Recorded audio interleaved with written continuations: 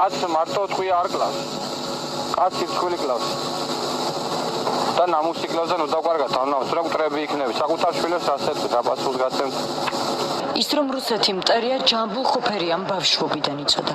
მაგალითი მამისგან ჯერ კიდევ სულ პატარა მაიღო. ისიც ბიძამ და მამამ ასწავლეს რომ ომში ან უნდა გაიმარჯვა, ან უნდა მოკვდა.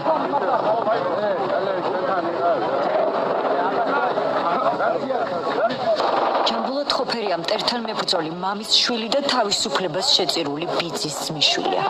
ბიძა ჯამბულად ხოფერია 25 წლის ასაკში აფხაზეთის ომში სოხუმში გმირულად დაეცა. საქართველოში აფხაზეთის ფრონტიდან უკრაინის ფრონტამდე ისტორია მეორდება. 29 წლის შემდეგ უკრაინაში, ისევ რუსეთის წინააღმდეგ ბრძოლაში, ისევ 25 წლის ასაკში უმცროსი ჯამბულად ხოფერია დაიღუპა.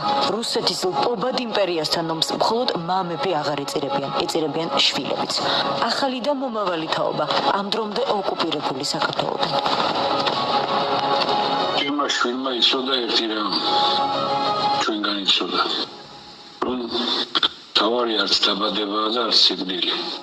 თავარი არის გზა. და ამ გზაზე მან ერთეულად იარა. ყოველგვარი სასიკვდილო საფრთხის მიუხედავად ბოლომდე უნდა მიყვარდეს.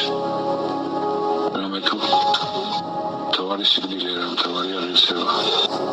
მამა ომში გამარჯვებისთვის წასულ შვილს მშობლიურ სახლში, გურიაში, სოფელ გვიმბალაურში ყოველდღიურობდა.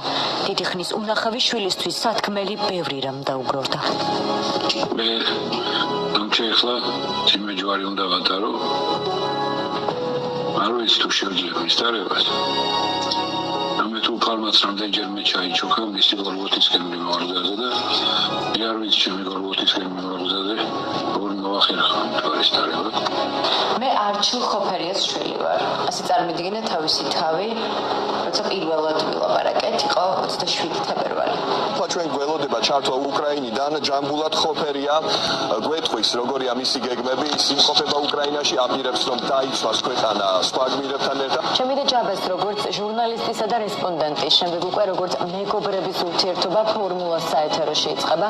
28 თებერვალს გზად კიევისკენ მანქანიდან ჩაგვერთო, ეს მისი პირველი პირდაპირ ეთერი იყო, ღელავდა, მე ვიყავი ხაზზე საეთეროდან და ვამშვიდებდი, ვამხნევებდი, იმის მერე სულ თვითონ ვამხნევებდა ფრონტის ხაზიდან. დამპირდა, როცა საქართველოში დაბრუნდებოდა, ტელევიზიაშიც გვესტუმრებოდა.